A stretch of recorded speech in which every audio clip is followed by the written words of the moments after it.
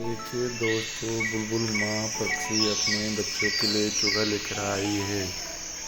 वह अपने बच्चों को चूहा खिला रही है। दोस्तों, थोड़ा बड़ा चूहा है, मतलब बड़ा कीड़ा है, जिस वजह से छोटे बच्चे नहीं खा पा रहे हैं। जैसे बच्चा कीड़ा खाते ही देखो मर को बाहर फेंक देता है, तो माँ उसको खा गई है और अब वह बच्चे के लिए दूसरा